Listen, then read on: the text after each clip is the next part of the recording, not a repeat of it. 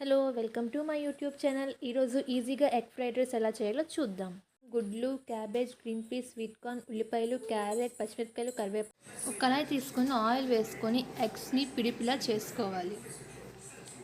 వేరేగా బాండీ పెట్టి బాస్మతి రైస్ 90% ఉడికేటట్లు ఉడికించుకోవాలి. అందులో మిరియాలు, కర్ర, యాలకలు వేసుకోవాలి. 90% ఉడికాక జల్లెడ పెట్టి వాటర్ అంతా పోయే వరకు చూడాలి. మళ్ళీ అదే కళాయి తీసుకొని ఉల్లిపాయలు, పచ్చిమిరపకాయలు, క్యారెట్, కరివేపాకు వేసుకొని బాగా కలపాలి. స్వీట్ కార్న్, గ్రీన్ పీస్ వేసుకుంటే టేస్ట్ చాలా బాగుంటుంది.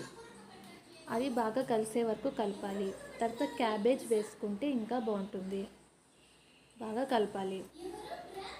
కొంచెం పసుపు వేసుకొని కలుపుకోవాలి. జీలకర్ర పొడి, ధనియాల పొడి, గరం మసాలా కూడా వేసుకొని బాగా కలుపుకోవాలి. ముందు మనం ఎగ్ పిడిపి చేసాం కదా, అది కూడా వేసేసి దాంట్లో కొంచెం తగినంత సాల్ట్ వేసేసి తగినంత కారం వేసి బాగా కలుపుకోవాలి.